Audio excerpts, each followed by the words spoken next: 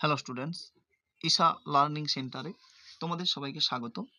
আজকে আমরা এই ভিডিওতে দশম শ্রেণী ভৌতবিজ্ঞান পরিবেশের জন্য ভাবনা এই অধ্যায়টি নিয়ে আলোচনা করব।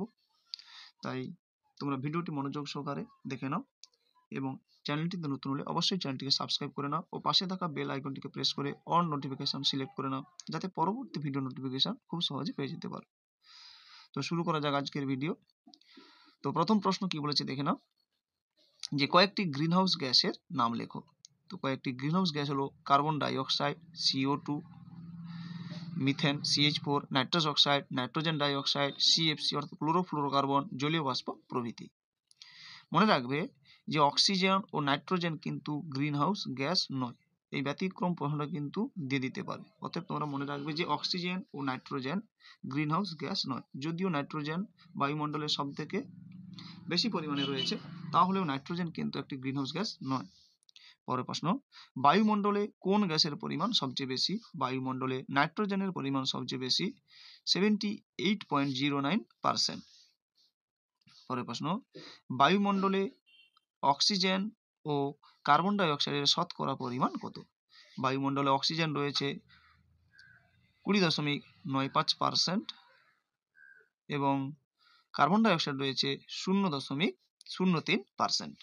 পরের প্রশ্ন, বায়ুমণ্ডলকে কয়টি স্তরে ভাগ করা হয় ও কি কি?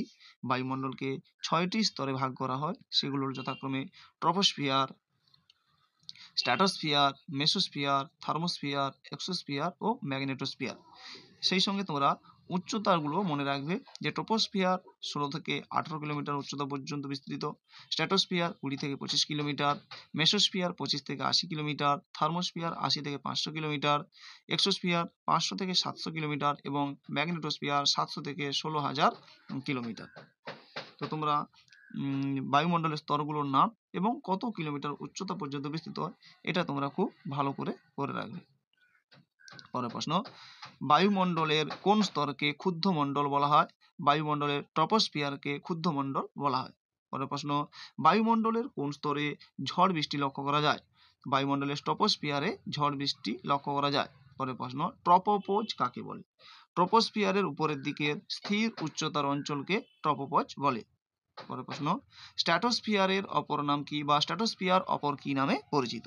স্ট্র্যাটোস্ফিয়ার অপর শান্ত মণ্ডল নামেও পরিচিত বা শান্ত মণ্ডলকে ট্রপোস্ফিয়ার বলা হয়। পরের প্রশ্ন, জেট প্লেনগুলি কোন স্তর দিয়ে চলাচল করে? জেট প্লেনগুলি স্ট্র্যাটোস্ফিয়ার দিয়ে চলাচল করে। পরের প্রশ্ন, স্ট্র্যাটোপজ কাকে বলে? স্ট্র্যাটোস্ফিয়ারের উপরের দিকের উষ্ণতা 0 ডিগ্রি সেলসিয়াস। এই স্তরের শেষ সর্বোচ্চ স্থির উষ্ণতার অঞ্চলকে স্ট্র্যাটোপজ বলে। পরের প্রশ্ন, বায়ুমণ্ডলের কোন স্তর সূর্যের অতিবেগুনি রশ্মি শোষণ করে? তো বায়ুমণ্ডলের ওজোন স্তর বা O3 সূর্যের অতিবেগুনি রশ্মি শোষণ করে থাকে। পরের প্রশ্ন খুব গুরুত্বপূর্ণ, মেসোপজ বলতে কি বোঝো? না, মেসোস্ফিয়ারের উপরের দিকের স্থির উষ্ণতার অঞ্চলকে মেসোপজ বলে। পরের প্রশ্ন, বায়ুমণ্ডলের কোন স্তর থেকে বেতার তরঙ্গ প্রতিফলিত হয়ে পৃথিবীতে ফিরে আসে? তো বায়ুমণ্ডলের থার্মোস্ফিয়ার স্তর থেকে বেতার তরঙ্গ প্রতিফলিত হয়ে পৃথিবীতে ফিরে আসে। এই অধ্যায়ের সমস্ত গুরুত্বপূর্ণ প্রশ্নগুলি কিন্তু রয়েছে এখানে। অতএব তোমরা ভিডিওটি কিন্তু মনোযোগ সহকারে দেখে নেবে এবং প্রয়োজনে বন্ধুদের মধ্যে শেয়ারও করে দেবে, যাতে তারাও এই ভিডিওটি দেখে উপকৃত হতে পারে। তো পরের প্রশ্ন কি বলছে দেখে নাও, বায়ুমণ্ডলের কোন স্তরে মেরুজ্যোতি দেখা যায়? থার্মোস্ফিয়ার স্তরে মেরুজ্যোতি লক্ষ্য করা যায়। পরের প্রশ্ন, থার্মোপজ কাকে বলে? থার্মোস্ফিয়ারের যে উচ্চতায় আর উষ্ণতা বৃদ্ধি পায় না, এই অঞ্চলটিকে থার্মোপজ বলে। পরের প্রশ্ন, বায়ুমণ্ডলের কোন স্তরে ভ্যান অ্যালেন বিকিরণ লক্ষ্য করা যায়? ম্যাগনেটোস্ফিয়ার স্তরে। পরের প্রশ্ন খুব গুরুত্বপূর্ণ এবং এই প্রশ্নটা তোমরা অনেক আগে থেকেই পড়ে এসেছো, যে সূর্য থেকে পৃথিবীতে তাপ আসে কোন পদ্ধতিতে? বিকিরণ পদ্ধতিতে। পরের প্রশ্ন, প্রতি 1 কিলোমিটার উচ্চতা বৃদ্ধিতে উষ্ণতা কত হ্রাস পায়? 6.5 ডিগ্রি সেলসিয়াস।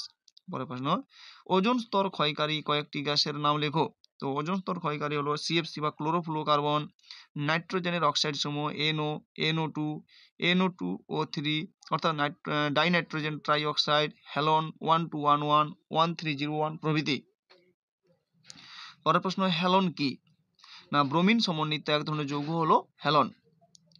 পরের প্রশ্ন, তাপন মূল্য বলতে কি বোঝো? না কোনো জ্বালানির সম্পূর্ণ দহনে যে পরিমাণ তাপশক্তি উৎপন্ন হয় তাকে ওই জ্বালানির তাপন মূল্য বলে। পরের প্রশ্ন খুব গুরুত্বপূর্ণ, তাপন মূল্যের একক লেখো। তাপন মূল্যের একক হলো ক্যালোরি পার গ্রাম বা কিলো ক্যালোরি পার ঘনমিটার বা কিলো জুল পার কেজি। কোন জ্বালানির তাপন মূল্য সবচেয়ে বেশি? এলপিজির তাপন মূল্য সবচেয়ে বেশি, 50,000 কিলোজুল পার কেজি। পরের প্রশ্ন, বায়োগ্যাসের থেকে উৎপন্ন প্রধান গ্যাসটির নাম লেখো। বায়োগ্যাস থেকে উৎপন্ন প্রধান গ্যাসটি হলো মিথেন এবং সেই সঙ্গে 20% কার্বন ডাইঅক্সাইড থাকে। পরের প্রশ্ন, গ্যাসোহোল কি? পেট্রোল বা গ্যাসোলিনের সঙ্গে 10% ইথানল মিশিয়ে যে জ্বালানি উৎপন্ন করা হয় তাকে গ্যাসোহোল বলে। বর্তমানে এই জ্বালানির সাহায্যে পরিবেশ দূষণ অনেকটা রোধ করা যায়, কারণ এই গ্যাসোলিন জ্বালানির ফলে পরিবেশ দূষণ কিন্তু খুব কম হয়ে থাকে। বর্তমানে এর কিন্তু ট্রায়াল চলছে। পরের প্রশ্ন, মিথেন হাইড্রেটের সংকেত লেখো। তো মিথেন হাইড্রেট হলো মিথেন এবং জলের একটা সংমিশ্রণ। তো সংকেতটা তোমরা এখানে দেখে নাও। পরের প্রশ্ন, বায়ুমণ্ডলের কোন স্তরে উচ্চতা বৃদ্ধির সঙ্গে সঙ্গে তাপমাত্রা বৃদ্ধি পায়? বায়ুমণ্ডলের স্ট্র্যাটোস্ফিয়ার স্তরে উচ্চতা বৃদ্ধির সঙ্গে সঙ্গে তাপমাত্রা কিন্তু বৃদ্ধি পায়। পরের প্রশ্ন, ওজোন স্তরের ঘনত্ব পরিমাপ করা হয় কোন এককে? ওজোন স্তরের ঘনত্ব পরিমাপ করা হয় ডবসন এককে এবং যন্ত্রটির নাম হলো ডবসন স্পেক্ট্রোমিটার। পরের প্রশ্ন, বায়ুমণ্ডলের শীতলতম স্তরটি কোনটি? বায়ুমণ্ডলের শীতলতম স্তরটি হলো মেসোস্ফিয়ার, যার তাপমাত্রা -93 সেলসিয়াস। পরের প্রশ্ন, বায়োগ্যাস প্ল্যান্টে কোন ব্যাকটেরিয়া বায়োমাসকে মিথেনে পরিণত করে? Methanogenic bacteria. পরের প্রশ্ন, মিথেন হাইড্রেট কি? না মিথেন হাইড্রেট এক ধরনের ক্যাথলেট যৌগ। জলের অণুতে গঠিত বরফ সদৃশ কেলাসের মধ্যে প্রচুর পরিমাণে মিথেন আবদ্ধ হয়ে এর সৃষ্টি হয়। পরের প্রশ্ন, বায়ুমণ্ডলের কোন স্তরে এসে মহাকাশের উল্কাপিণ্ড পুড়ে ছাই হয়ে যায়? বায়ুমণ্ডলের মেসোস্ফিয়ার স্তরে এসে উল্কাপিণ্ড পুড়ে ছাই হয়ে যায়। পরের প্রশ্ন, পৃথিবীর কোথায় ওজোন স্তরের ক্ষয় সব থেকে বেশি? আন্টার্কটিকায়। পরের প্রশ্ন, ওজোন স্তর সূর্যের ক্ষতিকারক কোন রশ্মিকে শোষণ করে? সূর্যের অতি বেগুনি বা ইউভি রশ্মিকে, আলট্রা ভায়োলেট রশ্মিকে ওজোন স্তর শোষণ করে থাকে। পরের প্রশ্ন, সিএফসির প্রণাম লেখো। সিএফসির প্রণাম ক্লোরোফ্লুরো কার্বন। পরের প্রশ্ন, বায়ুমণ্ডলে যে বিক্রিয়ার মাধ্যমে ওজোন স্তর সৃষ্টি হয় তার নাম লেখো। তো বায়ুমণ্ডলে আলোক রাসায়নিক বিক্রিয়ার মাধ্যমে ওজোন স্তর সৃষ্টি হয়ে থাকে। পরের প্রশ্ন, গ্রিনহাউস প্রভাব কমানোর একটি উপায় লেখো। না জীবাশ্ম জ্বালানির ব্যবহার কমিয়ে বিকল্প জ্বালানির ব্যবহার বাড়াতে হবে, যেমন সৌরশক্তি, বায়ুশক্তি প্রভৃতি। পরের প্রশ্ন, জীবাশ্ম জ্বালানি সংরক্ষণের দুটি প্রয়োজনীয়তা লেখো। 1.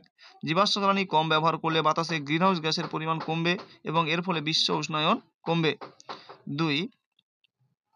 জীবাশ্ম জ্বালানি তৈরি হতে অনেক বেশি সময় লাগে, প্রায় কোটি কোটি বছর। তাই ভবিষ্যৎ প্রজন্মের কথা ভেবে এই জ্বালানিকে সংরক্ষণ করা প্রয়োজন আছে, যাতে ভবিষ্যতে তারাও এর ব্যবহার জানতে পারে।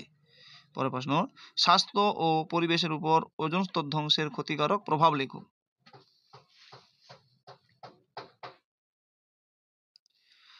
স্বাস্থ্যের উপর প্রভাব: 1. ত্বকের ক্যান্সার সৃষ্টি হতে পারে। 2. প্রজনন ক্ষমতা হ্রাস পায়। আর পরিবেশের উপর প্রভাব: না বায়ুমণ্ডলের স্ট্র্যাটোস্ফিয়ারের ওজোন স্তর ধ্বংস হলে অতিবেগুনি রশ্মির প্রভাবে, এখানে একটু তোমরা কারেকশন করে নেবে, অতিবেগুনি রশ্মির প্রভাবে ভূপৃষ্ঠের তাপমাত্রা বাড়বে, ফলস্বরূপ সমুদ্রের জলস্তর বৃদ্ধি পাবে। 2. সমুদ্র উপকূলবর্তী দেশগুলির যেমন ভারত, বাংলাদেশ, মালদ্বীপ প্রভৃতি দেশের কিছু অংশ সমুদ্রে ডুবে যাবে বা জলমগ্ন হবে। পরের প্রশ্ন খুব গুরুত্বপূর্ণ, স্থিতিশীল উন্নয়ন বলতে কি বোঝো? স্থিতিশীল উন্নয়ন বলতে কি বোঝো? না ভবিষ্যৎ প্রজন্মের কথা মাথায় রেখে প্রাকৃতিক সম্পদকে পুরোপুরি শেষ না করে সুনিয়ন্ত্রিত উপায়ে ব্যবহার করাকে স্থিতিশীল উন্নয়ন বলে। পরের প্রশ্ন, গ্লোবাল ওয়ার্মিং কাকে বলে? না সূর্য থেকে আগত তাপশক্তি ভূপৃষ্ঠকে উত্তপ্ত করে এবং এই বিকিরিত তাপশক্তির বেশিরভাগটাই মহাশূন্যে ফিরে যায়। কিন্তু দূষণ ও বনভূমি কেটে দেওয়ার ফলে বায়ুমণ্ডলে গ্রিনহাউস গ্যাসগুলির পরিমাণ বৃদ্ধি পাচ্ছে। এর ফলে বায়ুমণ্ডলের তাপমাত্রা প্রতিনিয়ত বৃদ্ধি পাচ্ছে। এই ঘটনাকে বিশ্ব উষ্ণায়ন বা গ্লোবাল ওয়ার্মিং বলে। পরের প্রশ্ন, গ্লোবাল ওয়ার্মিং এর ফলাফল: 1. পৃথিবীর গড় উষ্ণতা বৃদ্ধি পেলে মরু অঞ্চলের বরফ গলে গিয়ে সমুদ্রের জলস্তর বৃদ্ধি পাবে। 2. সমুদ্রপৃষ্ঠের জলস্তর বৃদ্ধি পেলে সমুদ্র উপকূলবর্তী দেশগুলোর কিছু অংশ জলমগ্ন হয়ে পড়বে। 3. উষ্ণতা বৃদ্ধির ফলে দাবানলের দ্বারা বনভূমি ধ্বংস হবে। তো শেষ প্রশ্ন দেখে নাও, সৌরশক্তি দুটি ব্যবহার লেখো। 1. সৌরচুল্লিতে সৌরশক্তিকে কাজে লাগিয়ে রান্না করা হয়। 2 সৌরশক্তিকে কাজে লাগিয়ে শীতপ্রধান দেশে ঘর গরম রাখা হয়। 3 সৌরশক্তিকে কাজে লাগিয়ে সোলার হিটার ব্যবহার করা হয়, যা ঘর গরম রাখতে, জল গরম করতে ব্যবহার করা হয় বা সাহায্য করে। তো এই অধ্যায় থেকে তোমরা যদি এই কয়েকটি প্রশ্ন করে নাও, তাহলে 1 মার্ক এবং 2 মার্কের সমস্ত প্রশ্নগুলি কিন্তু তোমরা এখান থেকে পেয়ে যাবে। মনে রাখবে যে এই অধ্যায় থেকে তোমাদের 3টি শর্ট প্রশ্ন এবং 1টি 2 মার্কের প্রশ্ন হয়ে থাকে, অর্থাৎ 5 নাম্বারের প্রশ্ন হয়ে থাকে। এবং আশা করি যদি এই ভিডিওটা তোমরা দেখে নাও, তাহলে এই 5 নাম্বার তোমরা কিন্তু এখান থেকে পেয়ে যাবে। তো এই ভিডিওতে এই পর্যন্ত। পরবর্তী ভিডিওতে আমরা পরবর্তী অধ্যায় নিয়ে আলোচনা করব। তাই চ্যানেলটিতে নতুন হলে অবশ্যই চ্যানেলটিকে সাবস্ক্রাইব করে নাও এবং পাশে থাকা বেল আইকনটিকে প্রেস করে অল নোটিফিকেশন সিলেক্ট করে নাও। ধন্যবাদ।